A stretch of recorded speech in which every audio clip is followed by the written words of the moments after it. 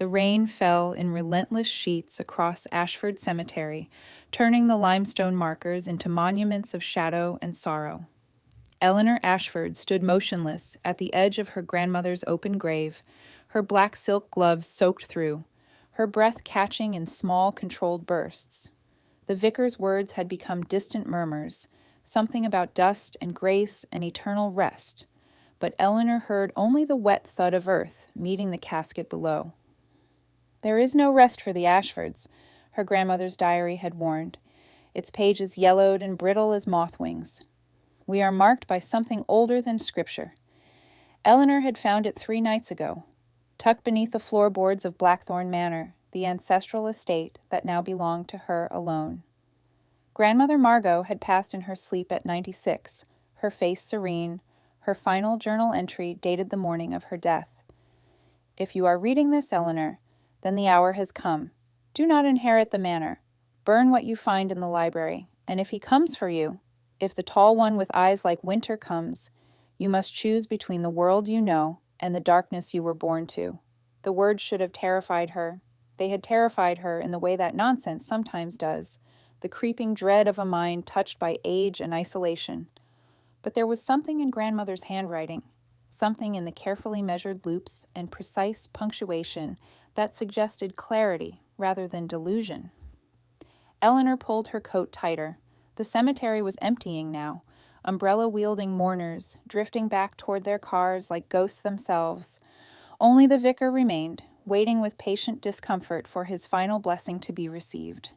She opened her mouth to thank him when a sound stopped her, a low, resonant tolling from the chapel bell, though no one had rung it. The vicar's eyes widened. He murmured something about electrical malfunction and hurried away, his confidence in the rational world visibly shaken. Eleanor remained. The tolling continued, each note deeper than the last, vibrating through her chest as though the bell were ringing inside her own ribs. The light was draining from the sky in shades of violet and deepest indigo, that brief moment in late autumn when dusk arrives before you finish saying goodbye. Above, storm clouds gathered in formations that seemed almost deliberately menacing, not scattered by chance, but positioned, purposeful. And then the temperature dropped. It wasn't the gradual cooling of evening. It was sudden, absolute, as if the air itself had been drained of all warmth and replaced with something that only wore the shape of air. Eleanor's breath crystallized before her face in delicate fractals. Her fingers, even through the soaked gloves, began to ache with a cold so profound it felt like burning. That was when she saw him. He stood at the far edge of the cemetery, beyond the iron fence, in that undefined space between the manicured grounds and the ancient forest that pressed against Ashford lands. Even at that distance, through the rain and gathering darkness, she felt the weight of his gaze. Tall, impossibly tall, with shoulders broad enough to eclipse the headstones behind him. He wore a coat of deepest charcoal, not modern dress, but something from another era entirely, the kind of garment that belonged to old portraits and Gothic novels. His hair was dark, swept back from a face that was simultaneously beautiful and wrong, like a masterpiece carved by a hand that understood aesthetics but not humanity. He was watching her. Eleanor's rational mind offered a dozen explanations. A stranger seeking shelter from the storm, a groundskeeper she didn't recognize, someone attending another funeral in an adjacent section of the cemetery, but her body rejected every explanation. Her body knew what her mind refused to acknowledge, that something other had just entered her sphere of existence, and its attention was fixed entirely upon her. She should have been afraid. Every instinct suggested terror, but what moved through her instead was something closer to recognition, as though some long-dormant part of her consciousness had been waiting for this moment, holding its breath for decades. The figure moved, not walked, moved in that way that made Eleanor's eyes struggle to track the distance covered. One moment he stood beyond the fence, the next he was mere feet away, the rain seeming to part around him as though afraid to make contact. His eyes were indeed like winter, pale blue, almost translucent, with depths that suggested frozen lakes and endless ice. But there was warmth in them, too. A terrible, tender warmth that made her throat tighten. Eleanor. Her name in his voice was like a prayer spoken backwards, sacred and profane simultaneously. She stepped backward, nearly stumbling on the loose earth heaped beside her grandmother's grave. How do you... Your grandmother wrote to me. His voice carried an accent she couldn't place, a musical quality that suggested English learned centuries ago and refined through ages. Before the end, she said you would come here. She said you would need to see the truth. What truth? Eleanor's voice was barely a whisper. Who are you? The man, if man was even the correct word, moved closer. He didn't walk. He simply was nearer, the distance between them collapsing without apparent motion, defying the laws of space and time that Eleanor's mind was frantically trying to apply. My name, he said, and when he spoke, she could hear the weight of centuries beneath each syllable, is Cassius Valdrin, and I am the reason your family was marked, the reason you were born with blood that remembers things your mind cannot, the reason... He paused, and for the first time, something that might have been pain crossed his beautiful, terrible face. The reason Margot asked me to wait until you were ready to understand what you are. The rain fell harder. Thunder cracked the sky open. And Eleanor, standing between her grandmother's grave and something that should not exist in any rational world, felt the last thread of her old life snap like a thread of gossamer. I don't understand, she whispered. But even as she said it, she did. She understood with a clarity that transcended words or logic. She understood in the way that her body had known to recognize him. She understood in the trembling of her blood. Not yet, Cassius said softly. And when he reached toward her, his hand moved through the rain-swept darkness like a painter's brush, leaving trails of shadow in its wake. But you will. By the blood that binds us, Eleanor. You will. The bell in the chapel tolled once more, a sound like finality and beginning simultaneously, and Eleanor Ashford, orphan of the mortal world, crossed the threshold into darkness. Eleanor woke in her own bed at Blackthorn Manor with no memory of how she'd arrived there. The last coherent moment was Cassius's hand reaching toward her in the rain-drenched cemetery, his fingers adorned with silver rings that seemed to drink the darkness. Then, nothing. A gap in time, vast and absolute as a missing page torn from a book. She sat upright, her heart hammering against her ribs with the frantic energy of a caged bird. The bedroom was precisely as she'd left it that morning. 4-poster bed draped in damask, mahogany wardrobes against walls painted a deep burgundy, candlesticks on the mantelpiece waiting to be lit. October moonlight streamed through the tall windows, painting everything in shades of silver and blue. But something had changed. Eleanor could feel it in the air. A presence, thin as a whisper, but undeniable as a heartbeat. The temperature was several degrees cooler than was natural, and there was a scent she couldn't quite name. Not unpleasant. Expensive like sandalwood and old leather, and something metallic that made her mouth water in ways she didn't understand. She threw back the coverlet and froze. A single crimson rose lay across the white sheets where she'd been sleeping. Not a fresh rose. This was far older, preserved in some way that kept it from decay. The petals were deep as blood, the thorns black as obsidian, and wrapped around its stem was a note, written in handwriting that belonged to no modern pen. My dear Eleanor, forgive the abruptness of our parting. You required rest, and the journey from the cemetery to the manor necessitated measures that would have frightened you had you remained conscious. I mean you no harm. This, above all else, you must believe. Your grandmother understood what I am. More importantly, she understood what you are, what your bloodline carries, whether you have yet acknowledged it. The rose you hold is from my garden, cultivated for 3 centuries. It will not wilt. Neither, I suspect, will you. Tonight, you will find your way to the library. You will read the journals Margot left for you, all of them, not merely the one you discovered. And when the church bells toll midnight, if you are brave enough to seek truth, you will find me in the obsidian chamber. Come alone. Come armed with questions. Come as you are. The blood remembers, Eleanor. It is time for you to remember as well. CV. The signature was elegant, economical, the mark of someone for whom written communication had become a rare art form. Eleanor's hands trembled as she set the rose carefully on her nightstand. Every rational argument screamed at her to flee, to pack a bag, to drive to the nearest train station, to lose herself in London's crowds and never return to Blackthorn Manor. The house suddenly felt less like a sanctuary and more like a trap, its high ceilings and shadowed corridors transformed into the throat of some great sleeping beast. But beneath the fear ran something else, a pulling, a compulsion that didn't feel external, didn't feel imposed, but rather like the surfacing of something that had always lived in her marrow, waiting for permission to wake. She dressed carefully, choosing dark trousers and a black silk blouse, as though dressing for a funeral. Perhaps she was. The funeral of Eleanor Ashford, ordinary woman, heiress to a decaying estate, reader of dusty books, keeper of a grandmother's secrets. The library was on the 3rd floor, accessible only through a narrow corridor that seemed to grow colder with each step. Eleanor lit the candles as she went, 3-branched candelabra stationed at intervals, as though the manor itself expected this nocturnal journey. The flames caught with suspicious eagerness, as if they'd been waiting for her. The library door was unlocked. She'd expected it to be locked. Inside, the candles ignited of their own accord.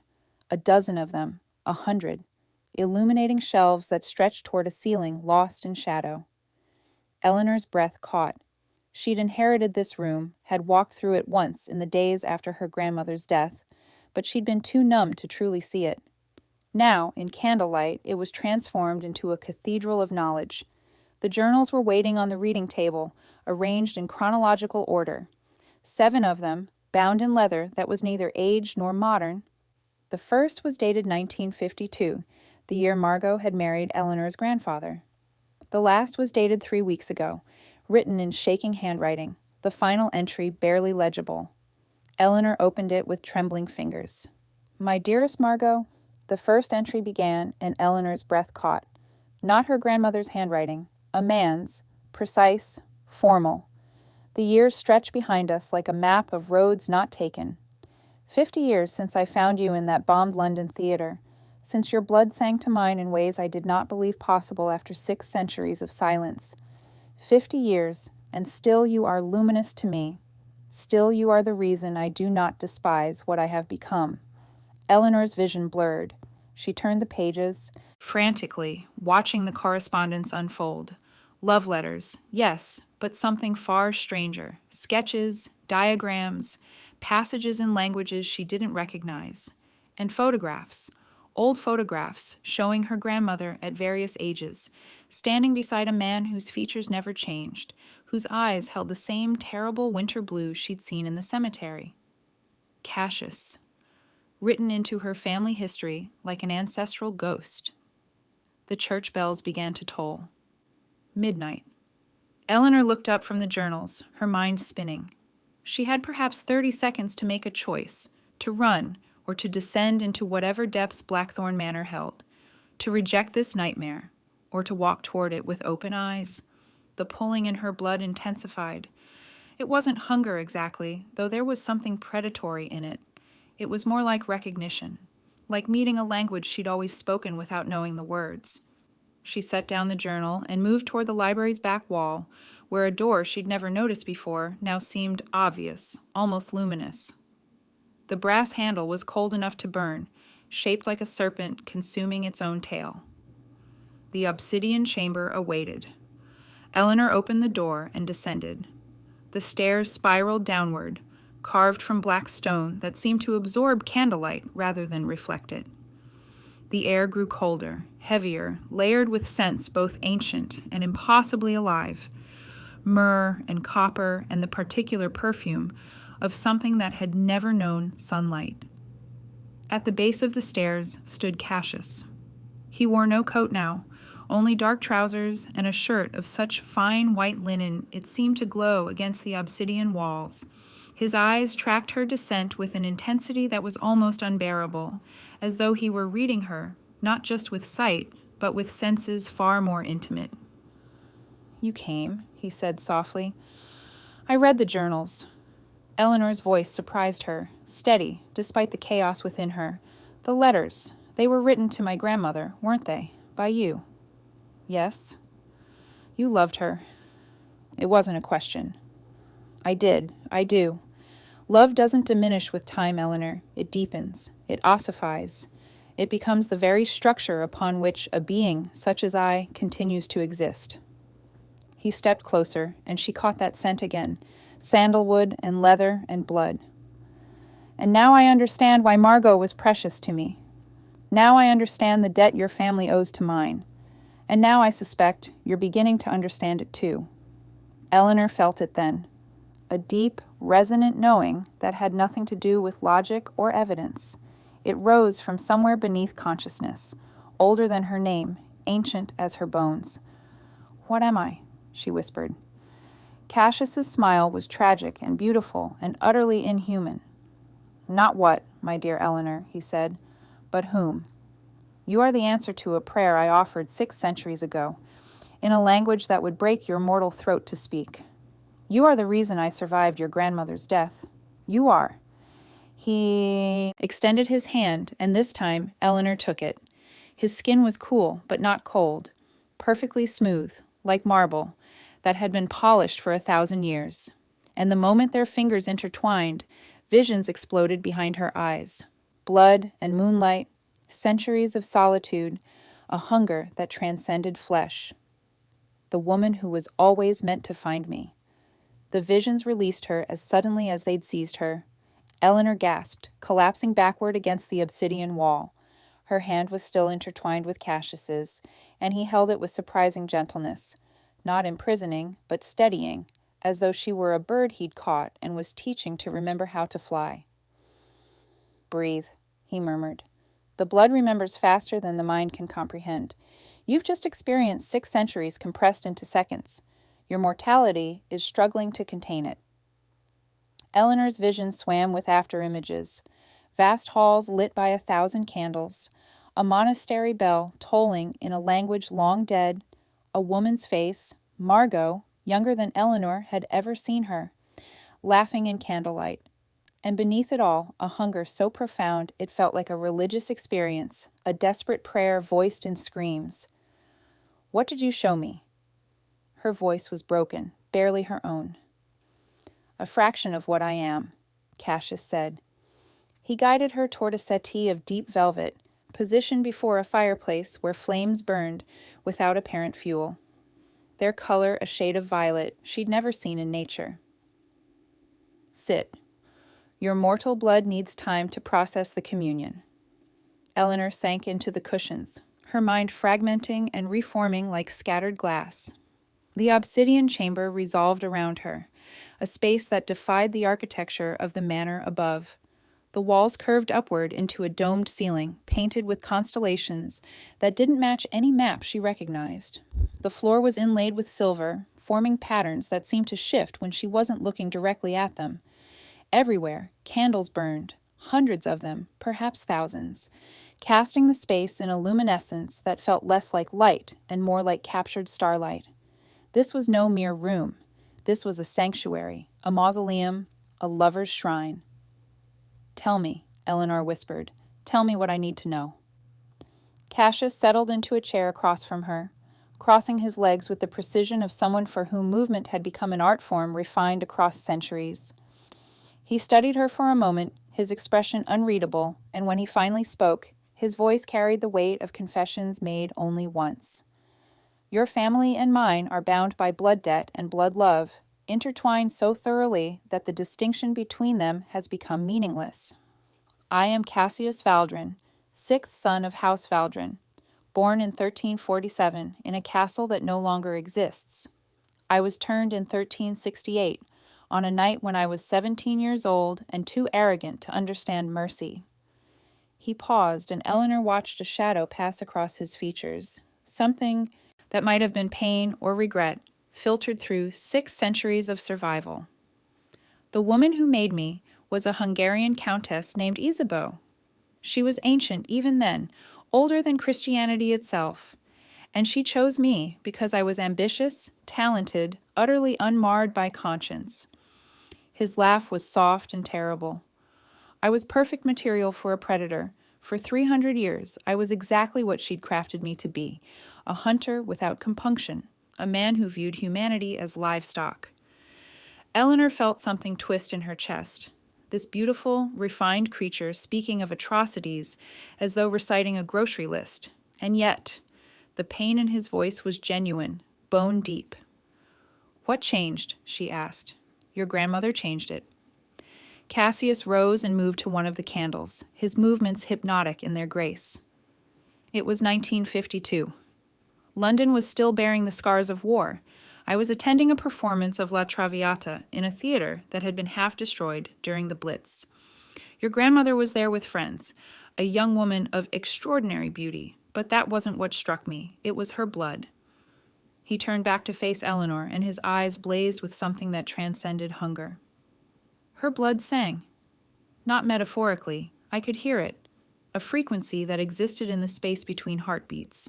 It was the blood of my bloodline. Impossible blood. Blood that suggested your grandmother was not entirely mortal, had never been entirely mortal. Eleanor's hand moved to her throat. What do you mean? Your grandmother was descended from the original bloodline, the first humans who were offered immortality and refused it. They chose mortality, chose to age and die, but the gift was never truly relinquished. It lives in their descendants, dormant until awakened. Cassius returned to his chair, leaning forward with an intensity that made the candles flicker. Your grandmother was special in the way that one star is special in a constellation, rare, radiant, chosen. And the moment I saw her, I understood that 600 years of existence had been leading me to her. So you seduced her? Eleanor's voice was careful, probing. I courted her, Cassius corrected gently. For 3 years, I courted her as a mortal man might.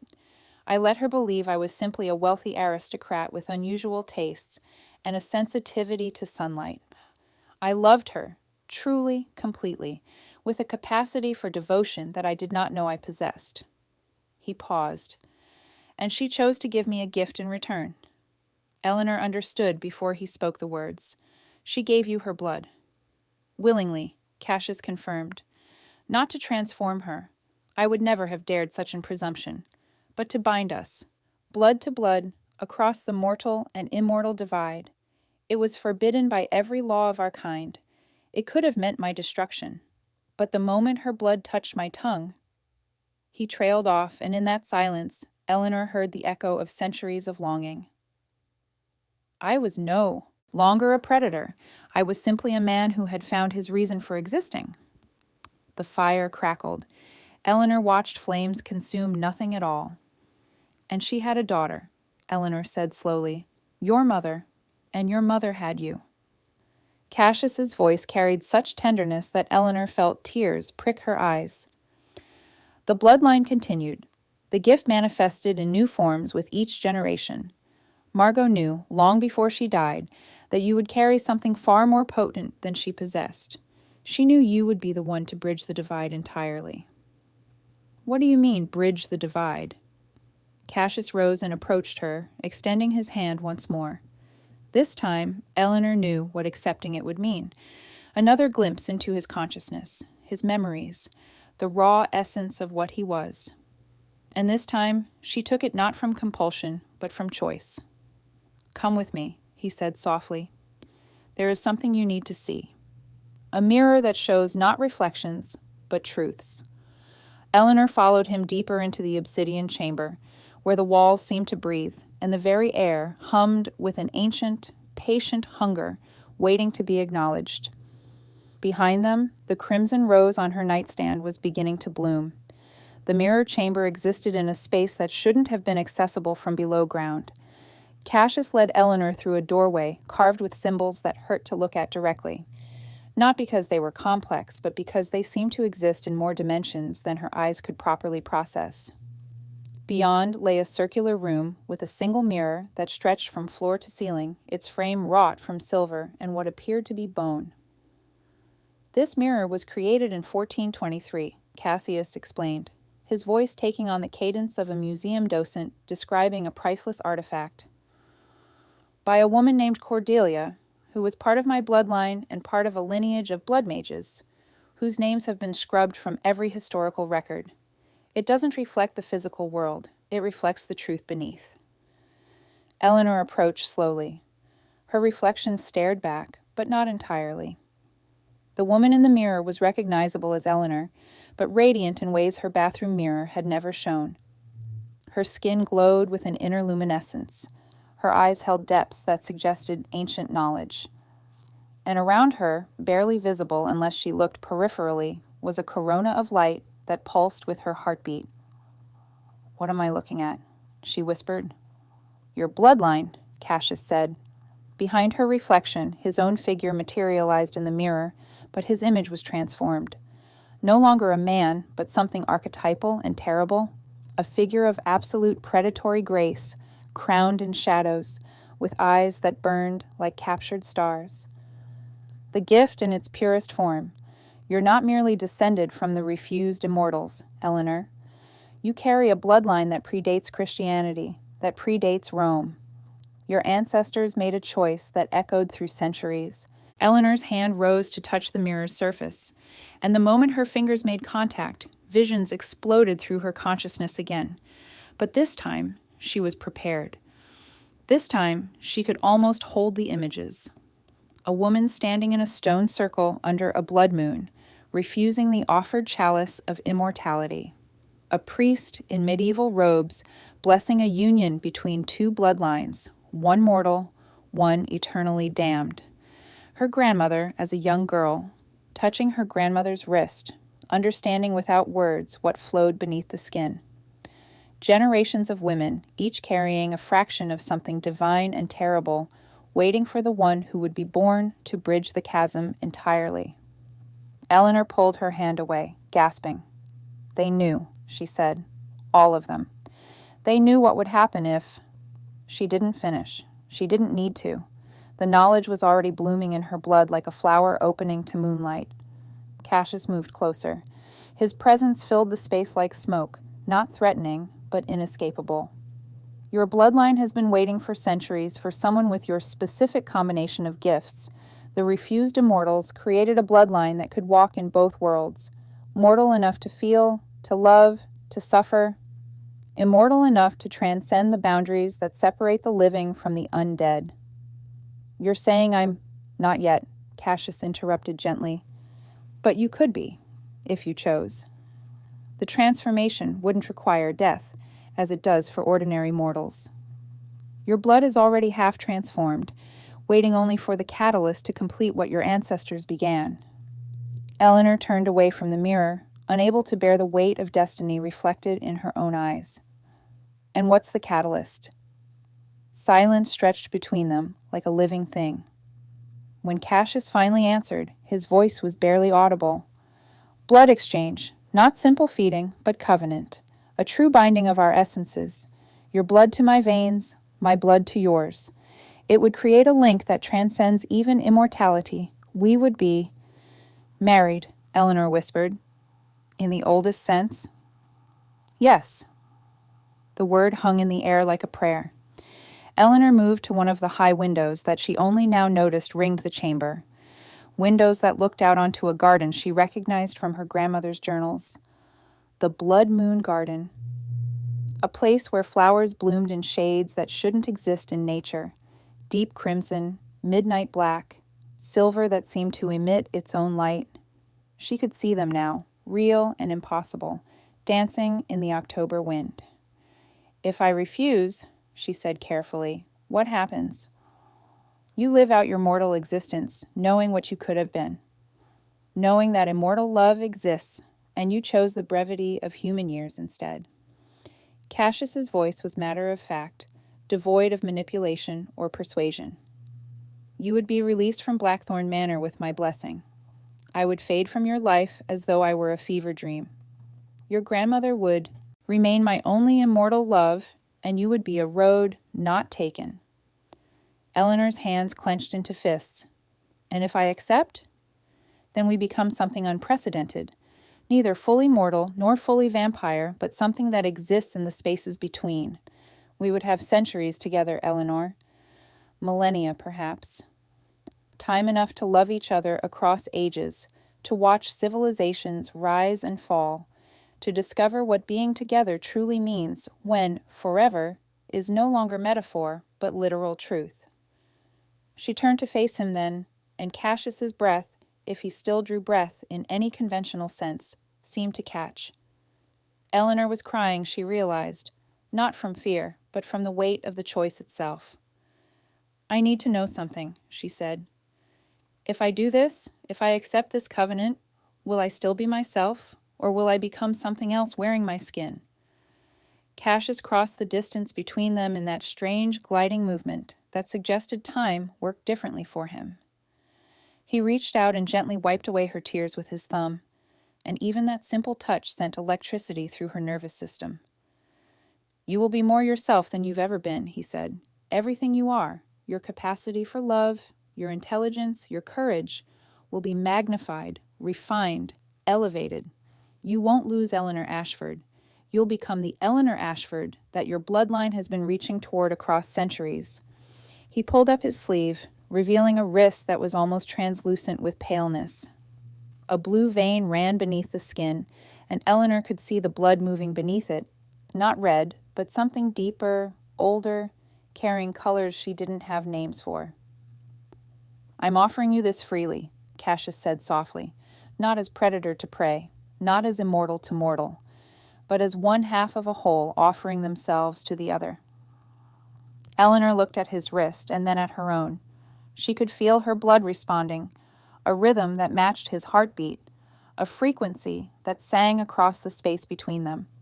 Every cell in her body was screaming yes. She raised her wrist to her mouth and bit down. The taste of her own blood was revelation, salt and copper and something sweet beneath, something that contained within it the echoes of every woman in her bloodline. She watched crimson bloom across her skin, watched it run toward Cassius in rivulets of liquid fate, and when he bent down, when his lips met the wound, Eleanor felt the true moment of communion arrive. His kiss was tender and devastating.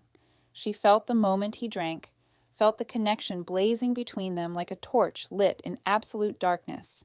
And then, of its own accord, her hand rose to his wrist, and she understood what he needed from her. Eleanor bit down and drank. The taste of his blood was ancient and infinite. She felt 600 years pour into her consciousness. Every sin, every sorrow, every moment of desperate solitude, punctuated by brief, shining instances of love. She understood. His hunger, his loneliness, the way he'd survived by holding on to the memory of her grandmother's laugh. And she understood, with perfect clarity, that she was the answer to every prayer he'd whispered into the darkness.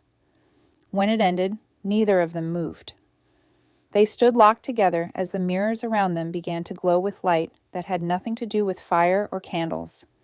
Eleanor could feel it, the change beginning deep in her blood, not painful, but transformative, like a chrysalis dissolving into wings.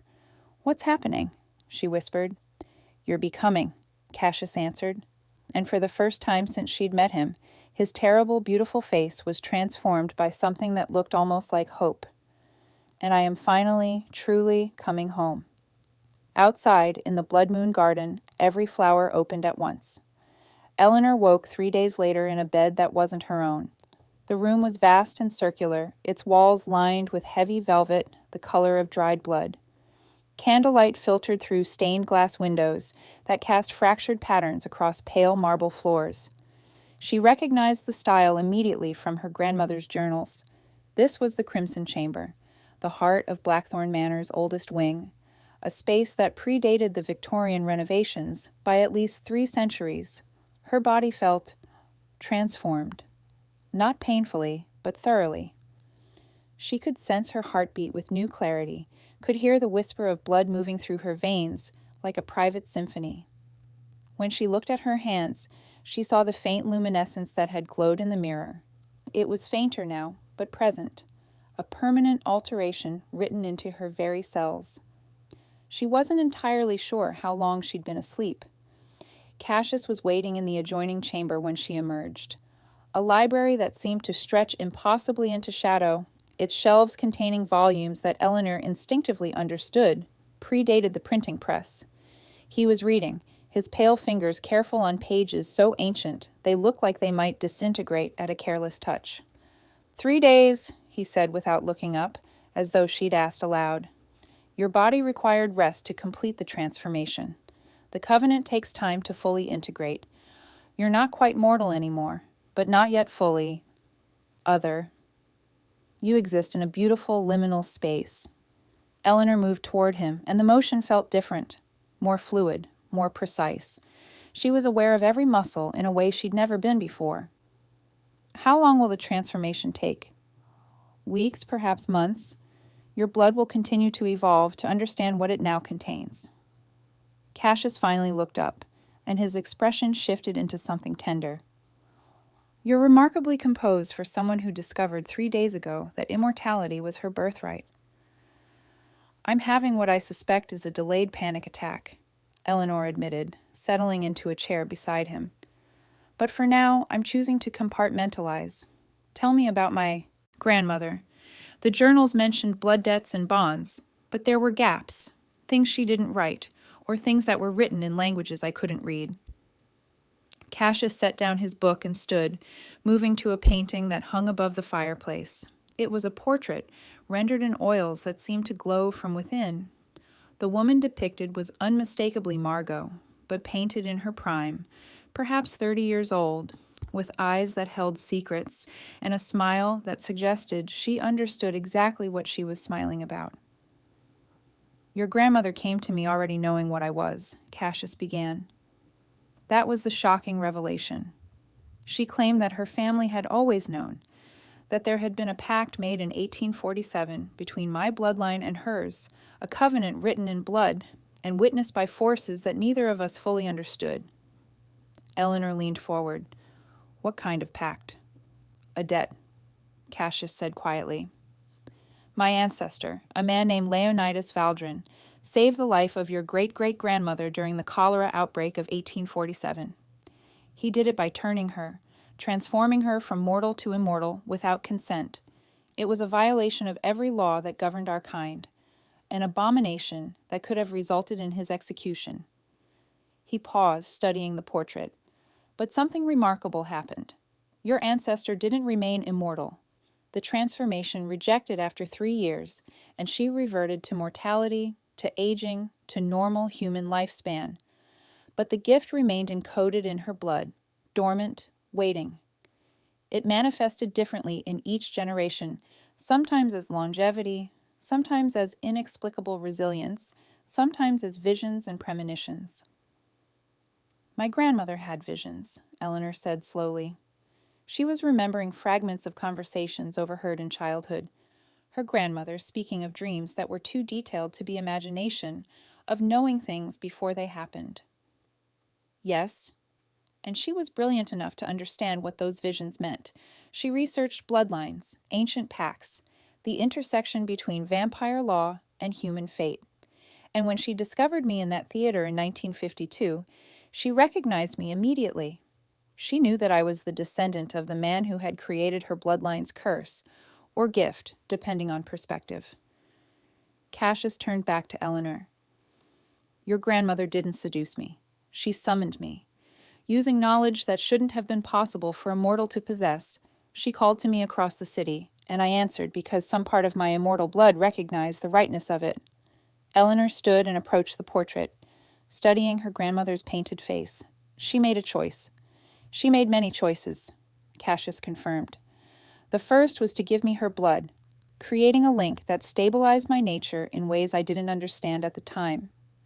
The second was to bear a daughter, your mother, knowing that child would carry the bloodline in an intensified form. The third was to prepare you. Prepare me for what, exactly? For the role your bloodline was always meant to play.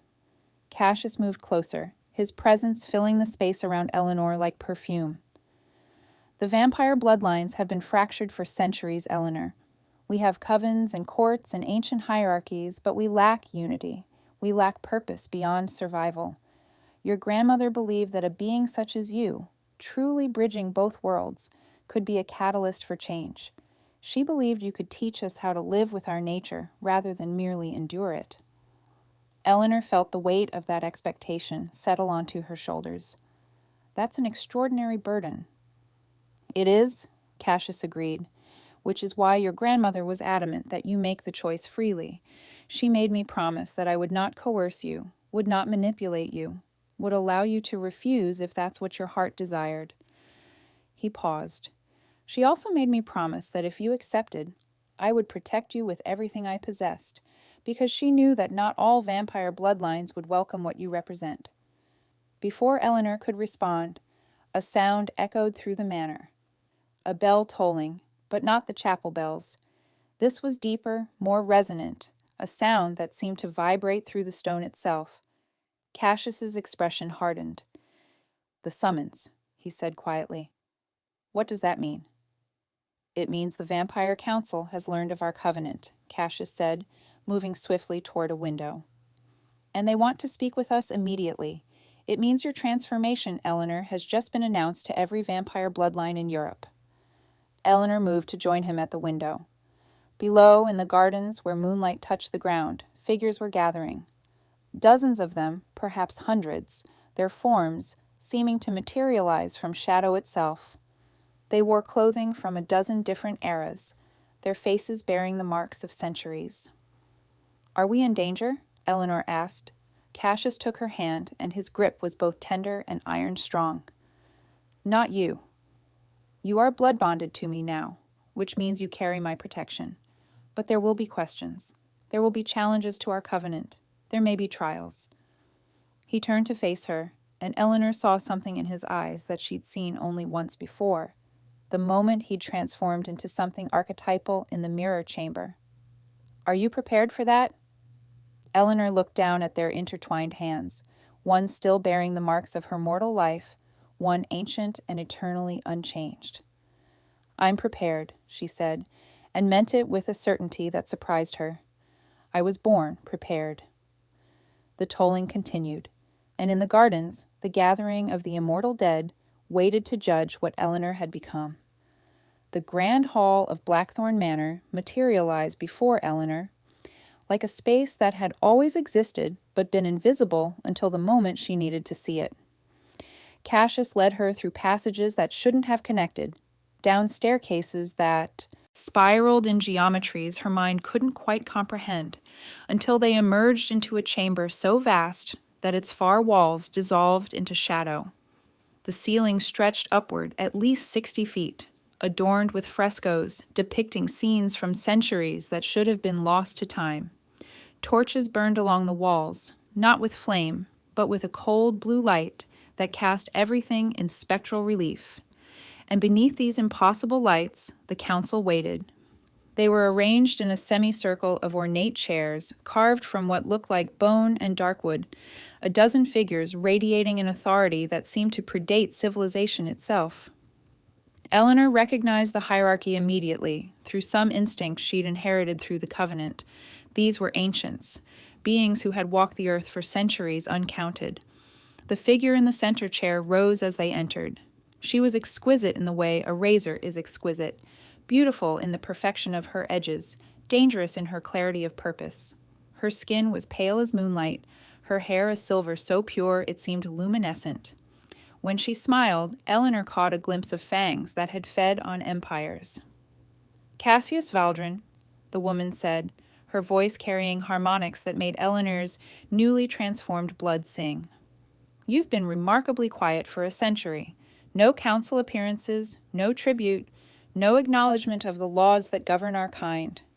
And now you emerge from your isolated estate with a blood-bonded companion who reeks of mortal flesh and prophecy." Cassius inclined his head with the precision of formal courtesy. "Empress Lilith, members of the council, I am honored by your summons." The woman, Lilith, laughed, and the sound was like breaking glass wrapped in velvet. "Honored? How charmingly archaic." Her eyes shifted to Eleanor, and Eleanor felt the weight of her gaze like a physical force. And this is the half-breed marvel everyone seems to be whispering about, the bridge between worlds, the bloodline that should not exist. Eleanor forced herself to stand straighter. Cassius's hand at her back was steady, grounding. "My name is Eleanor Ashford," she said clearly, "and I am standing here of my own volition." A ripple of reaction moved through the assembled vampires. Surprise, primarily, but also something that might have been respect. Lilith's smile sharpened. "Interesting. Cassius, you've allowed your bondmate to retain her capacity for speech. How modern." Lilith settled back into her chair. "Before we discuss the legality of your covenant, which is technically a violation of approximately 17 laws I could cite, let us establish what this creature is. Is she transformed or merely bound?" "She is becoming," Cassius replied. "The covenant initiated 3 days ago. Her transformation is ongoing." "And she chose this?" Another vampire, this one with the bearing of ancient Rome, leaned forward with genuine curiosity. "A mortal woman choosing to enter immortality." "She was never truly mortal," Eleanor heard herself say. "My bloodline carries the gift of the refused immortals. The covenant didn't transform me from human to vampire. It awakened what was always latent." The silence that followed was profound. Lilith rose from her chair and descended the dais with movements that suggested she existed in more dimensions than 3. She circled Eleanor slowly, studying her with the intensity of a jeweler appraising a diamond of uncertain authenticity. "The refused immortals," Lilith murmured. "A bloodline we believed extinct. A choice our ancestors rejected. Immortality offered and rejected. You understand what this means, girl. Your bloodline carries not just the gift, but the refusal of it. You are living proof that our nature is not inevitable." "I understand what it means," Eleanor said quietly, "and I rejected the refusal. I chose to complete what my ancestors began." Lilith's fangs extended fully, and Eleanor realized with sudden clarity that this ancient vampire was genuinely entertained. "You chose immortality while retaining your humanity. Do you have any idea how rare that is? Most of our kind lose their humanity within the 1st century. They become predators, or addicts, or philosophical nihilists who treat mortal life as background scenery." "My grandmother retained hers," Eleanor said. "For 50 years, she loved a vampire while remaining human. I believe it's possible to carry both natures without one consuming the other." "Your grandmother was exceptional," Lilith acknowledged, "and she understood something that most mortals never grasp, that we are not evil. We are hungry, yes, we are predatory, but we are also capable of devotion, sacrifice, love." She paused, and something that might have been genuine emotion crossed her ancient face. "I knew Margot Ashford. We corresponded, toward the end of her life.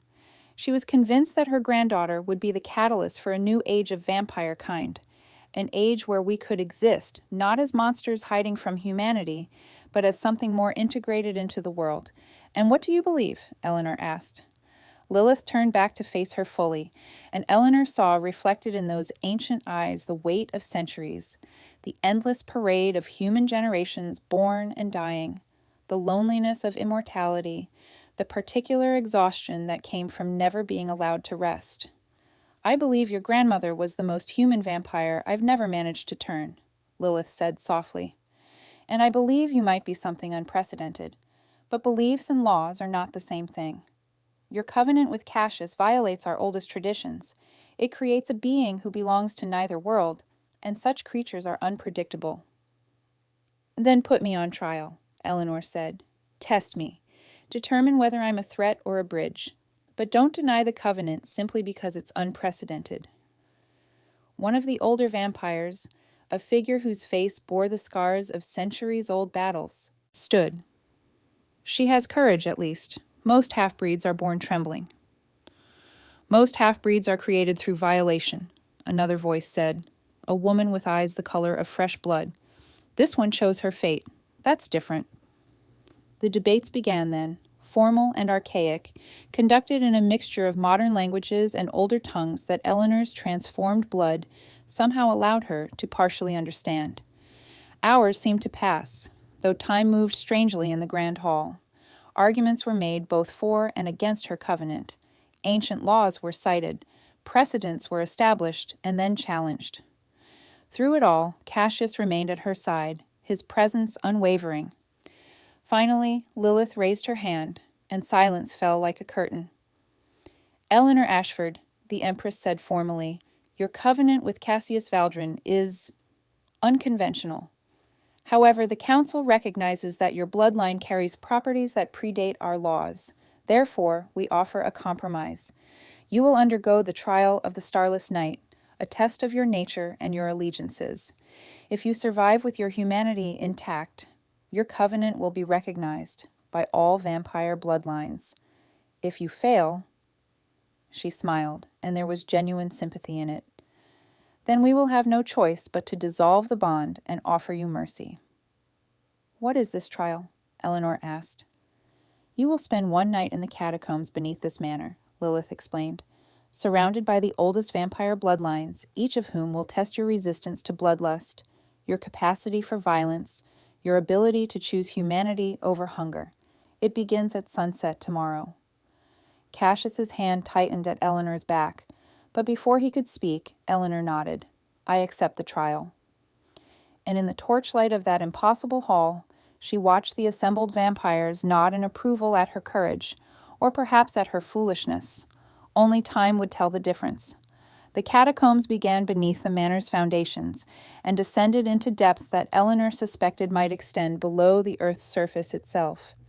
Cassius had wanted to accompany her, but the laws of the trial were absolute. She would face the Starless Night alone, stripped of his protection, forced to navigate her emerging nature without the anchor of their blood bond to steady her. They had spent the hours before sunset in the Crimson Chamber, and Eleanor had watched him struggle with the helplessness of being unable to shield her. "If you feel yourself losing control," he'd whispered against her hair, "if the hunger becomes too great, speak the words of the covenant backward. It will sever our bond temporarily, reducing your cravings to something manageable." "And if I do that, the Council will consider it a failure," Eleanor had replied. "I need to prove I can survive this without running." Now, standing at the entrance to the catacombs, Eleanor understood what he'd been trying to prepare her for. The air was thick with scent, old blood, centuries old, soaked into stone and sediment until it became part of the very architecture. This was an ossuary, she realized. The catacombs weren't just passages, they were tombs. Thousands of them, perhaps tens of thousands, carved into the walls. And within each niche lay the desiccated remains of vampires who had been entombed here across the ages. The hunger hit her like a physical blow. Eleanor gasped, gripping the stone archway as wave after wave of need crashed through her system. Her vision blurred, shifted, transformed into something other than human sight. She could see the blood in the walls now, ancient, fossilized but still present, still singing to her transformed senses. Every cell in her body screamed to tear into the stone, to extract every precious drop of vitality that had been locked away for centuries. "Not yet," she told herself fiercely. "This is the trial. This is the test." She took a breath, old habit but comforting, and began to walk deeper into the catacombs.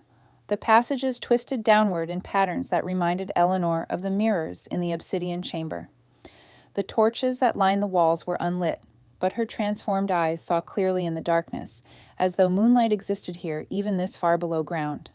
The walls around her were covered in inscriptions, names, dates, brief epitaphs in languages that ranged from Latin to languages that predated Latin entirely. "Here lies Marcus, who walked 3 continents and loved only once. Beneath this stone rests Catherine, whose hunger was her grace and her curse. Forever sleeps Mikhail, who chose the starless night over immortal compromise." Eleanor read them as she walked, and each name struck her with a particular poignancy. These weren't just corpses. These were individual beings, complex, flawed, loved or mourned, or simply abandoned. The sheer weight of accumulated existence threatened to crush her. It was then that she smelled the fresh blood. Eleanor froze. The scent was intoxicating, warm, vital, alive. It was coming from ahead, deeper in the catacombs. She could hear a heartbeat, could trace the pulse of life in her transformed senses. Someone was down here, a mortal, a meal. The hunger roared to life, and for the first time, Eleanor truly understood what Cassius had warned her about. This wasn't curiosity or theoretical interest. This was need, primal and absolute, a force of nature as inevitable as gravity. It was the vampire in her blood screaming for sustenance, for life, for the ecstasy of feeding. Eleanor forced herself forward, following the scent deeper into the maze of tombs. The chamber she emerged into was vast, a cathedral carved from living rock, and in the center, chained to a stone pillar, was a young man. He couldn't have been more than 20, mortal, terrified, his heart racing with the panic of a rabbit cornered by a wolf. Eleanor's fangs extended fully. She could taste his terror on her tongue, could feel the hunger rising in her. Like floodwater, speak the covenant backward.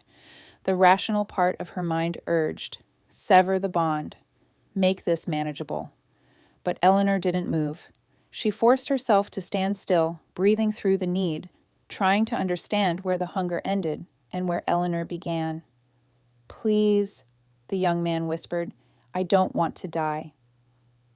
His words struck something in her. Not sympathy, which felt too small a word, but recognition. This man didn't want to die. Eleanor didn't want to kill him.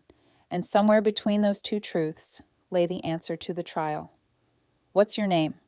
Eleanor heard herself ask, her voice rough with the effort of maintaining human speech. Thomas, the man gasped. My name is Thomas. I'm from the village. They said I was to be here for your trial. That if you drank from me, you'd pass. That if you didn't, you'd fail. Eleanor's vision cleared slightly. The council sent you. They said you needed to prove you could resist bloodlust, Thomas said. That you'd need to choose humanity over hunger. I volunteered. They're paying my family enough to... He trailed off, understanding finally breaking across his face. You're not going to kill me. Eleanor sank to her knees, the effort of resistance nearly overwhelming her. I'm not, she confirmed, even though every cell in my body is screaming to. Even though I can feel your life calling to my nature. I'm not going to kill you. Why not? Thomas asked, and there was genuine curiosity in his voice now, fear beginning to recede. Because, Eleanor whispered, humanity isn't something we lose when we become immortal. It's something we have to actively choose, every moment. And I choose you. I choose to see you as Thomas, not as sustenance. I choose to let you live. The chains around Thomas's wrists suddenly dissolved into nothing. They'd never been real, Eleanor understood. Just another test, another layer of temptation. Come with me, Eleanor said, extending her hand. We're leaving these catacombs together. Thomas took her hand, and Eleanor felt the moment his trust became genuine, the moment he understood that whatever she'd become, she was still capable of mercy. As they climbed back toward the entrance, Eleanor felt something shift in her transformed blood. The hunger was still there. It would always be there. But it was no longer her master. It was a part of her, dark and powerful and eternally present, but not in control. She had survived the starless night, and more importantly, she discovered what she truly was. Not a monster with human moments, but a human being capable of understanding monstrosity and choosing against it. The trial was complete. Eleanor emerged from the catacombs at dawn to find Cassius waiting in the grand hall, his immortal composure fractured by genuine fear. The moment he saw her, he crossed the distance between them in movements too fast to follow, his hands cupping her face with a tenderness that belied the predatory grace of his nature. He breathed in deeply, as though scenting her for injuries, for corruption, for any sign that the starless night had claimed her humanity. You're still yourself, he whispered, and Eleanor heard the relief in his voice like a prayer answered. I passed the trial, she confirmed. I faced bloodlust and chose mercy. The council should be satisfied. But something in Cassius's expression didn't shift to joy. Instead, his jaw tightened, and he pulled her closer, his arms encircling her with a possessiveness that went beyond romance into something more primal. Protection, territorial claim, the fierce devotion of a creature defending what mattered most. Eleanor, there's been a development. During your trial, we received word from the Eastern Covens. A hunter organization, the Inquisitors of the Divine Light, has learned of your existence.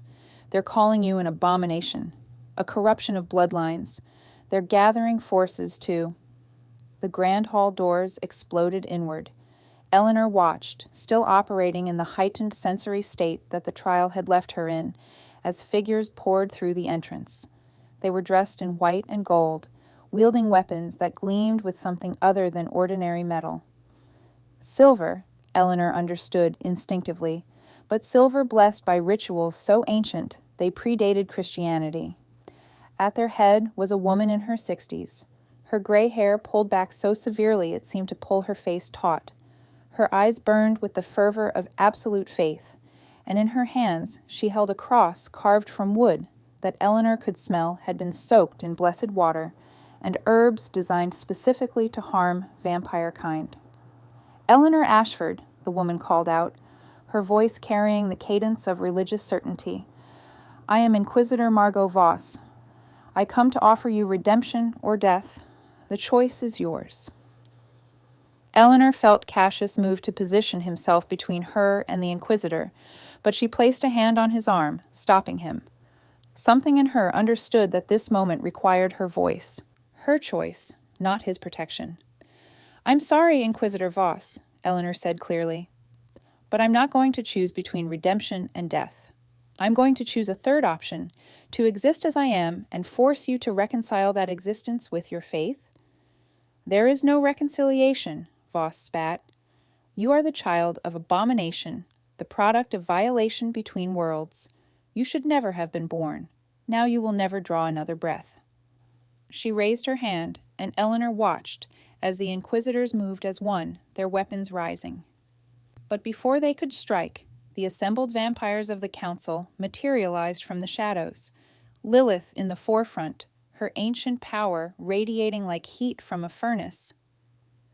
"This is hallowed ground," Lilith said, her voice dropping to a register that made Eleanor's bones vibrate. "Blackthorn Manor is under the protection of the Vampire Council. Your incursion is an act of war."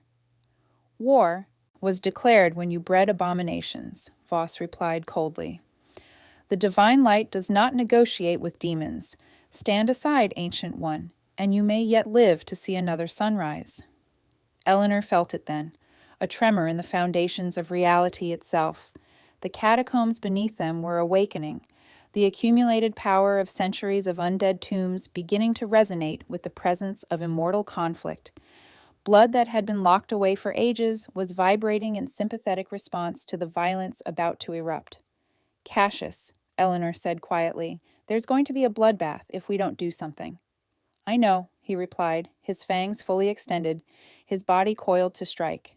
"But this is beyond our control now. The Inquisitors made their choice when they entered." "No," Eleanor said firmly. And before Cassius could stop her, she stepped forward, directly between Lilith and Voss. "Stop!" Eleanor commanded, and something in the way she spoke, something that came from her newfound nature, from the blood covenant that tied her to Cassius, from the ancient bloodline that ran through her veins, made every being in the chamber pause. "I will not be the cause of war between our kinds." "Eleanor," Cassius began, but Eleanor raised her hand. "I have an offer," Eleanor said, addressing Voss directly. "A test, not unlike the one I just underwent. Let me prove that I'm not an abomination, but a bridge. Give me one night in the presence of your most faithful. Let them see what I am, what I've become. If they're convinced that I'm corrupt beyond redemption, then I will accept whatever judgment your faith demands." "You're insane," Voss said flatly. "You're asking me to risk my Inquisitors' lives on the assumption that exposure to a vampire hybrid won't turn them." "I'm asking you to have faith," Eleanor replied. "Isn't that what your religion demands? Faith that goodness can withstand exposure to darkness?" For a moment, Eleanor thought Voss would refuse, but then something shifted in the Inquisitor's expression. Not faith, exactly, but a recognition of the fundamental hypocrisy in her position. If she truly believed in the power of divine grace, then surely that grace could withstand Eleanor's presence. "One night," Voss said finally. But if anything happens to my people, then I forfeit my life to your judgment, Eleanor finished, willingly and without resistance. Cassius grabbed her arm. Eleanor, you can't. I can, she said, meeting his eyes, and I must, because if we don't bridge this chasm now, it will only widen. More hunters will come, more vampires will die, and eventually both our kinds will destroy each other over a conflict that started with my existence. She turned back to Voss. I'll meet with your people alone, your inquisitors, your priests, whoever you believe can best judge my nature. But Cassius stays with the council, and the council remains uninvolved. Those are my terms. Agreed, Voss said after a moment. But know this, girl. If you're playing a game, if this is some vampire trick, I will burn this entire manor to ash and salt the earth where it stood. I wouldn't expect anything less from someone truly devoted to their faith, Eleanor said. As the inquisitors were led to chambers in the manor, Eleanor felt Cassius draw her aside into a shadowed alcove.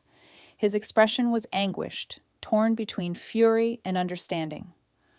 You've offered yourself as a sacrifice, he said quietly. I've offered myself as a bridge, Eleanor corrected. There's a difference. Not always, Cassius whispered, pulling her close. He kissed her forehead, her cheeks, finally her mouth, and Eleanor tasted the fear beneath his devotion. If you die tonight, Eleanor, I will follow you. Blood-bonded or not, this existence will become unbearable. Eleanor held him, feeling the tremor of his fear through the connection they'd created. Then have faith, she said softly. Have faith in what your grandmother believed I could become. Outside, the October wind howled against Blackthorn Manor, and somewhere in the darkness between worlds, fate itself seemed to be holding its breath. The chamber where Eleanor met the inquisitors was deliberately austere, a converted chapel in the manor's eastern wing, its walls stripped of tapestries, its windows uncovered to allow the full light of the moon to stream through unfiltered. 12 inquisitors stood in a semicircle, their weapons laid aside but within easy reach, their faith visible in the rigid set of their shoulders. Inquisitor Voss stood at their head, her expression unreadable. Before we begin, Eleanor said, her voice steady despite the storm of emotion she felt churning beneath her surface. I want you to understand what I'm about to show you. I'm going to lower the barriers I've been keeping in place. I'm going to let you feel my hunger, my power, my nature as it truly is. And then I'm going to let you see my choice, what I choose to do with that power. One of the younger inquisitors, a man barely 30, stepped forward. How will we know you're not manipulating us? That this isn't some vampire trick designed to seduce us? Eleanor smiled sadly. You won't. That's the nature of faith, isn't it? Trust without absolute certainty. Belief in something you can't completely verify. It's the same faith your religion demands of your followers. She closed her eyes and released the carefully maintained walls she'd constructed since the blood covenant. The hunger roared to life, immediate, visceral, overwhelming. The 12 humans before her suddenly seemed to glow with vitality, their heartbeats a symphony of potential sustenance. She could taste their blood on the air, could feel the predatory part of her consciousness calculating a dozen different attack vectors. The youngest inquisitor gasped and stumbled backward. 2 others reached for their weapons, but Eleanor didn't attack. Instead, she began to speak, letting them hear the raw, unfiltered truth of her nature. This hunger is part of me, Eleanor said, her voice layered with harmonics that seemed to come from multiple dimensions.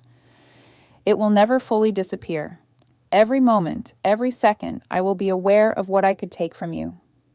The ease with which I could end your lives, the simplicity of giving in to this need. She opened her eyes, and in the moonlight streaming through the windows, they could see her eyes burning with an amber light that was neither human nor fully vampire. This is what you're afraid of. This is what you came to destroy. Then why don't you? Voss asked coldly. If this hunger is so overwhelming, why restrain yourself? Because, Eleanor said, and now her voice shifted, becoming something infinitely sad and infinitely human. I choose not to. Moment by moment, breath by breath, I choose to see you as people, not prey. And that choice, the choice to remain human in the face of inhuman desire, that's what defines me." She extended her hand, and one of the inquisitors, an older woman with kind eyes, tentatively stepped forward and took it. Eleanor felt the moment she touched human skin, felt the hunger spike to almost unbearable levels. But instead of feeding, she did something unprecedented. She shared. The inquisitor gasped as Eleanor's blood memories flowed through her. Not the violent, predatory instincts, but the moments of grace. The 3 days Eleanor had spent underground, choosing mercy over hunger. The moment she'd walked into the rain-soaked cemetery and seen Cassius for the first time, feeling not predatory attraction but recognition, the kind of knowing that transcends physical attraction. The hours she'd spent reading her grandmother's journals, understanding that love, true, transcendent love, could exist between vampire and mortal. When Eleanor released her hand, the inquisitor was weeping. "She's right," the older woman said, turning to face Voss. "She's not a corruption. She's a choice. She's what grace looks like when it has to exist in the midst of darkness." The younger inquisitor came forward next, and Eleanor repeated the process. One by one, they connected with her through touch, through blood memories, through the raw truth of what she'd become. Some recoiled, some wept, but all of them, by the time dawn began to break on the eastern horizon, understood that Eleanor Ashford was something unprecedented, a being who carried immortal hunger and human choice in perfect, terrible balance. It was Voss who approached last.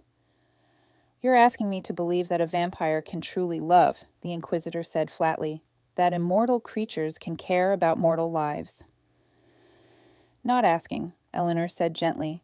"I'm inviting you to decide for yourself. But yes, I believe love is possible across every divide. My grandmother proved it, and I intend to spend eternity proving it again." Voss took Eleanor's hand, and Eleanor felt the moment of connection. She didn't hide. Anything showed the inquisitor the moment she'd felt Cassius's blood in her mouth and understood not predatory triumph, but belonging. Showed her the covenant beneath her skin, the eternal binding of two souls across the mortal-immortal divide. Showed her the terrible, beautiful future that stretched before them, centuries together, watching the world change, learning what it meant to love someone beyond the reach of death itself. When Voss released her hand, her expression had transformed, not into acceptance exactly, but into something more valuable, understanding. "You love him," Voss said quietly. "I do," Eleanor confirmed, "with a devotion that will outlast empires, with a certainty that transcends logic. With every cell in my being, I love Cassius Valdrin, and he loves me in a way that has already altered the course of vampire history." Voss turned to face her inquisitors. "Stand down," she commanded. "Eleanor Ashford is not an abomination. She is a choice made flesh, a declaration that darkness and light can coexist without destroying each other." The younger inquisitor looked scandalized. "Inquisitor, surely you don't mean—" "I mean exactly what I say," Voss interrupted. "We came here to destroy a corruption. Instead, we've encountered redemption wearing an unexpected face. We will return to the divine light and report that the girl is no threat. More than that, we will report that she is proof that our faith has substance, that grace is real enough to stand beside darkness without being consumed." As the inquisitors gathered their weapons and prepared to depart, Voss paused at the threshold. "One more thing," she said, turning back to Eleanor. "Your grandmother was a remarkable woman. I knew her toward the end. We corresponded, as did she and the Empress Lilith. She believed in the power of bridges between worlds. I see now that she was right to do so. Live well, Eleanor Ashford, and love well. That's all faith really asks of any of us, to love as best we can, despite the darkness." After they departed, Eleanor made her way through the manor to find Cassius in the obsidian chamber, pacing like a caged predator, his composure shattered by hours of helpless waiting. The moment he saw her, he pulled her into his arms with such ferocity that Eleanor gasped. "You're alive," he whispered against her hair. "Thank every god and devil that exists. You're alive." I'm more than alive, Eleanor said, pulling back just far enough to meet his eyes. I'm proven. The Inquisitors have accepted me. Lilith has acknowledged my covenant. Voss believes I'm proof of grace. Cassius cupped her face, his ancient eyes searching hers. And what do you believe? Eleanor smiled, and in that smile was the culmination of centuries of blood debts, of prophecies encoded in ancestral DNA, of love finding a way to exist in the spaces between worlds. I believe, she said softly, that we have eternity to figure it out together. I believe that my grandmother was right to prepare me for you. I believe that this covenant we've made is the beginning of something unprecedented, a new age where vampire and human can truly love without consuming each other. She kissed him then, and in that kiss, Eleanor felt the final completion of her transformation. Not into a monster, but into something far more remarkable, a woman who had chosen immortality not to escape death, but to spend forever learning what it meant to truly, completely, eternally love. Outside, dawn broke over Blackthorn Manor, and for the first time in centuries, the manor seemed almost at peace. 3 months passed in a state of fragile peace. Eleanor's transformation had stabilized into a permanent, liminal state. She no longer aged, no longer required conventional food, but she could still move in daylight without the debilitating weakness that plagued pure vampires. The Council had formally recognized her covenant with Cassius, and the Inquisitors of the Divine Light had become, if not allies, then at least neutral observers. Life at Blackthorn Manor had settled into a rhythm that felt almost natural. It was the snow that brought the warning. Eleanor was in the Blood Moon Garden when she felt it, a disturbance in the air, a wrongness that made the newly fallen snow begin to steam and hiss, as though the very earth was rejecting something fundamentally corrupted. She'd been reading in the garden, enjoying the way her transformed eyes could now perceive beauty in winter's starkness when she sensed Cassius approaching, his presence heavy with dread. He's come, Cassius said without preamble. The one I was afraid of, the one Margot warned me about. Eleanor rose, her new instincts already assessing potential threats, calculating escape routes. Who? My sire, Cassius said, and Eleanor had never heard such despair in his voice. Isabeau, the one who made me what I am, the one who spent 300 years teaching me to be a predator without conscience, without mercy, without the capacity for love. Eleanor's blood ran cold. She understood through the covenant that connected them that this was the threat Cassius had been dreading since the moment Eleanor had entered his life. Isabeau represented everything he'd rejected when he'd tasted Margot's blood, the hunger without restraint, the power without purpose, the eternal predation that defined most vampire existence. Why would she come now? Eleanor asked. Because she's heard about you, Cassius said grimly. Because the Council has recognized a hybrid bond as legitimate. Because she sees you as an existential threat to everything she believes immortal life should be. And because... He paused, his expression crumpling. Because she's always wanted to reclaim me, to drag me back into the darkness I've spent 50 years escaping. The attack came that night. It wasn't subtle. Isabeau didn't bother with stealth or strategy. She simply arrived at Blackthorn Manor as the clock struck, midnight, materializing in the grand hall with the casual authority of someone who'd transcended concepts like locked doors and ward spells centuries ago. She was ancient in a way that made Lilith seem almost youthful. Her appearance was deliberately unsettling. She wore the face of a woman in her 30s, but her eyes held the weight of more than 1,000 years. Her skin was translucent, revealing veins of black beneath the surface, as though her blood itself had been corrupted by endless predation. When she smiled, her teeth were filed to points. Cassius, she purred, her voice like honey poured over broken glass. My beautiful, beloved child, you've been naughty, very naughty indeed. Cassius stepped protectively in front of Eleanor. Isabeau, you are not welcome here. Not welcome? Isabeau laughed, the sound echoing through the manor like shattering crystal. I am the reason you draw breath, darling. Every predatory instinct in your body is my creation. Every moment of immortal existence is my gift. And you dare tell me I'm not welcome? She turned her attention to Eleanor, and Eleanor felt the full weight of her predatory gaze. This was what Cassius must have been for 300 years, a creature whose hunger was her religion, whose violence was her art form, whose existence was predicated on the suffering of lesser beings. And this must be the little hybrid, Isabeau said, circling Eleanor with deliberate slowness. The bridge between worlds. How quaint. How pathetically naive. Did you honestly believe you could create a new age of vampire kind? Did you think your love could transcend the fundamental truth of our nature? That we are apex predators and everything else is simply food? I believe, Eleanor said quietly, that you're afraid. Isabeau's circling stopped. Afraid? Terrified, Eleanor continued, because I represent something you've spent 1,000 years rejecting, the possibility that immortality doesn't require the death of conscience, that we can be predatory without being predators, that love is possible across the mortal-immortal divide.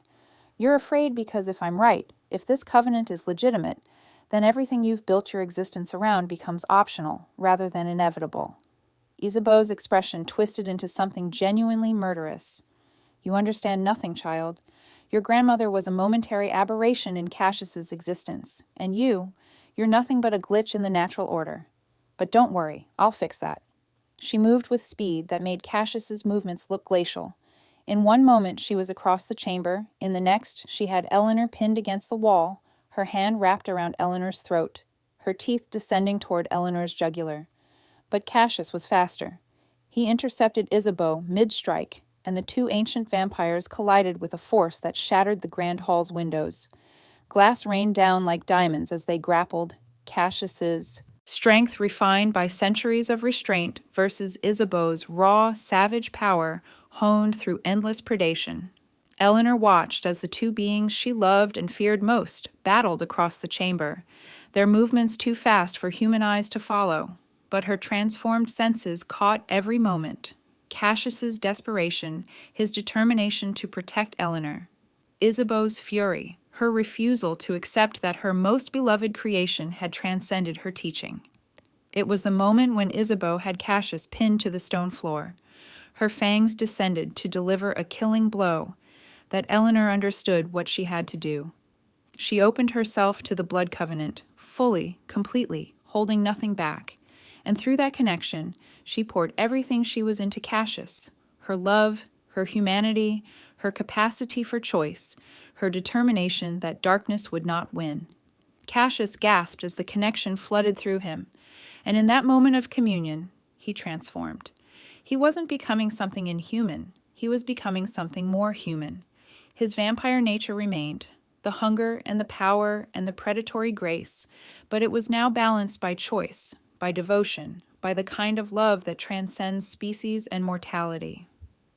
He threw Isabeau off him with an ease that suggested she was suddenly fragile by comparison. I am no longer your child, Cassius said, his voice carrying the weight of 600 years of defiance. I am Eleanor's covenant mate, and I choose. I have always chosen, from the moment Margot first gave me her blood, to be more than the predator you made me. Isabeau rose, her expression shifting from fury to something almost like grief. Then you are lost to me. I was lost to you the moment I learned to love, Cassius replied.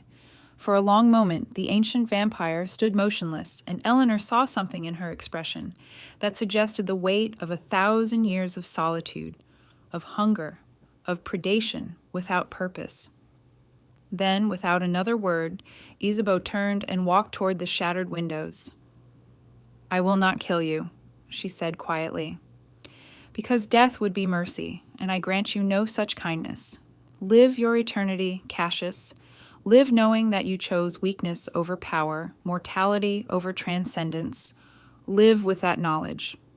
She leaped from the window and was gone, her form dissolving into shadow and mist. Cassius collapsed to his knees, and Eleanor rushed to him, pulling him close. She could feel him trembling, not from physical injury, but from the emotional devastation of rejecting his sire, of choosing humanity over the immortal predation she represented. It's over, Eleanor whispered. You're free. No, Cassius said, pulling back to look at her, his eyes transformed by tears that immortal beings shouldn't be capable of shedding.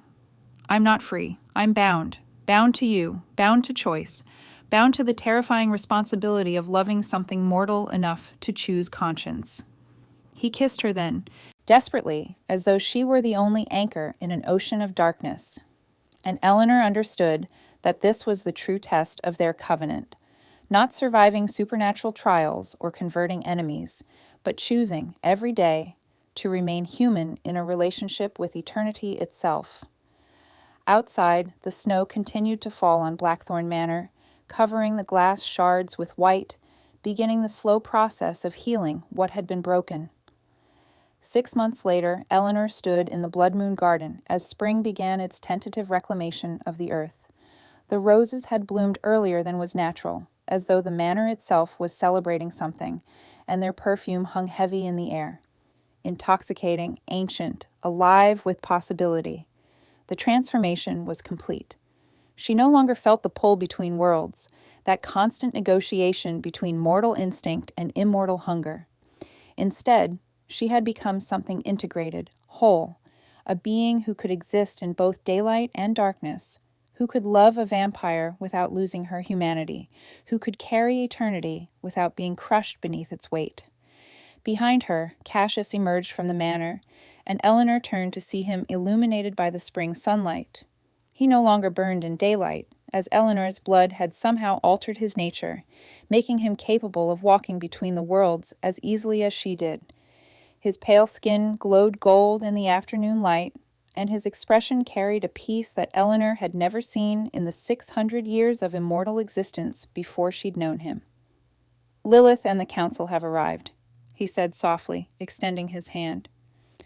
"They're waiting in the grand hall. Are you ready?" Eleanor took his hand, feeling the familiar warmth of the covenant that bound them. "I'm ready." The ceremony they'd planned wasn't a wedding in any conventional sense.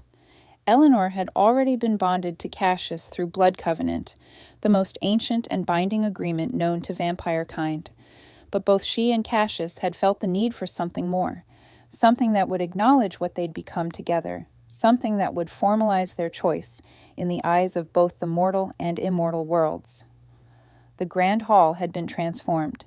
Every vampire bloodline represented on the council had contributed something to the space. Lilith had brought candlesticks carved from ancient bone. Mikhail had contributed tapestries woven with silver threads that seemed to move of their own accord. Catherine had created flowers from preserved blood that would never wilt or decay. The inquisitors of the divine light stood on one side of the chamber, their presence a statement of unprecedented truce. On the other side stood representatives of mortal humanity, scholars, philosophers, a few carefully selected individuals who had been deemed trustworthy enough to witness what was about to transpire. At the far end of the chamber stood Lilith, her ancient face serene, her eyes reflecting centuries of wisdom. Eleanor and Cassius walked toward her together, their hands intertwined, their movements synchronized in a way that suggested they'd been moving as one entity for far longer than 6 months. As they reached the center of the chamber, Eleanor could feel every eye in the room fixed upon them, could feel the weight of history, prophecy, and unprecedented choice bearing down upon this moment. "We gather," Lilith began, her voice carrying to every corner of the chamber, "to witness something that our laws deemed impossible. A covenant between immortal and transformed mortal, a binding of souls across the divide that has separated our kind since the beginning of time. Eleanor Ashford and Cassius Valdrin stand before us not as predator and prey, not as creature and human, but as two halves of a singular whole." She paused, allowing the weight of the words to settle. The blood covenant created between them has already altered the course of vampire history. Eleanor's existence has forced us to confront the possibility that immortality does not require the death of conscience, that we are not slaves to our nature, but masters of our choice. That love, true, transcendent love, is possible across every divide we believe to be absolute. Lilith gestured, and Eleanor felt the ancient magic of the chamber respond. The walls began to glow with a light that seemed to come from within the stone itself. The flowers created from preserved blood opened fully, releasing a fragrance that was neither entirely pleasant nor entirely terrible, but rather something that contained the full spectrum of vampire existence, the beauty and the horror, the grace and the predation, all intertwined. "Eleanor Ashford," Lilith said, turning her attention to Eleanor, "you were born to bridge worlds. You have done so not through compulsion or fate, but through the deliberate choice to love across impossible divides. Will you continue in this covenant? Will you bind yourself to Cassius Valdrin for all the centuries that your immortality allows?" Eleanor met Cassius's eyes, and in them she saw the full weight of 600 years transformed into hope. She saw the loneliness he'd endured, the predatory nature he'd struggled to transcend, the moment when her grandmother's blood had first shown him that redemption was possible. She saw all of it, and she chose it. "I will," Eleanor said, her voice steady. "Not because I must, but because I choose every moment to choose him. I will love him across centuries. I will grow with him as the world changes. I will spend my eternity reminding him and myself that darkness and light can coexist without destroying each other." "Cassius Valdrin," Lilith continued, turning to face him, "you were made in darkness, forged by predation, transformed by love. Will you continue in this covenant? Will you bind yourself to Eleanor Ashford, accepting the responsibility of protecting not just her immortal existence, but the eternal covenant between our kinds that she represents?" Cassius knelt, drawing Eleanor's hand to his lips. "I will," he said, his voice breaking with emotion. "I spent 600 years believing that immortality was a curse to be endured. Eleanor has shown me that it is a gift to be celebrated when shared with the right person, when bound by choice rather than compulsion. I bind myself to her, not as my sire bound me, but as my heart binds me, completely, eternally, willingly." Lilith raised her hands, and the entire chamber resonated with a frequency that made Eleanor's transformed blood sing. She felt the covenant deepen, not replacing what had been created in the blood exchange, but complementing it, strengthening it, making it official in the eyes of every immortal being who had witnessed it. A light burst from the point where Eleanor and Cassius stood, a brilliance that contained colors Eleanor had never seen before, hues that existed between the visible spectrum, that suggested dimensions beyond the three she could perceive. It spread through the chamber like luminous water, touching every vampire, every inquisitor, every human witness. When it faded, the covenant was complete. Eleanor felt it settle into her bones, not a shackling, but a liberation. She understood, in that moment, that this was what her grandmother had envisioned. Not a woman struggling against her nature, but a woman who had integrated every aspect of herself, mortal and immortal, human and predatory, lover and independent being, into a singular, coherent whole. After the ceremony, as the celebration began in earnest, Eleanor found herself alone with Cassius in the obsidian chamber. They stood before the great mirror that had shown Eleanor her true nature on the night she had first descended into the manor's depths. "Look," Cassius whispered, drawing her attention to their reflection. Eleanor did, and what she saw took her breath away. The two of them were transformed in the mirror's truth-telling surface. Cassius appeared as he truly was, an ancient being of terrible beauty, his 600 years of existence visible in the depths of his eyes, but balanced now by something new: hope, redemption, the capacity for change. And Eleanor appeared as she had become, neither fully mortal nor fully vampire, but something that transcended both categories: a being of light and shadow, of hunger and restraint, of eternal youth and infinite wisdom. They looked like art made flesh, like prophecy made manifest. "What do you see?" Cassius asked softly. "I see," Eleanor said slowly, "a woman who was always meant to find you, and a vampire who was always meant to find her. I see a future that stretches across centuries, across ages, across whatever changes the world undergoes. I see—" She paused, turning to face him directly. "I see home." Cassius pulled her close, and they stood together before the mirror, the reflection of two beings who had chosen love over solitude, humanity over mere existence, covenant over the endless hunger that had defined vampire kind for millennia. Outside, in the gardens of Blackthorn Manor, the crimson roses bloomed eternal, never aging, never dying, never ceasing to bloom. And beneath the manor, in the catacombs, Eleanor could feel the ancient dead finally resting easy, because they were no longer alone in understanding that immortality could be transcended, that love could bridge any chasm, that eternity made sense only when shared with the right person. Eleanor Ashford had become the bridge her grandmother had prophesied, and in becoming that bridge, she had transformed not just herself and Cassius, but the entire world of vampire kind.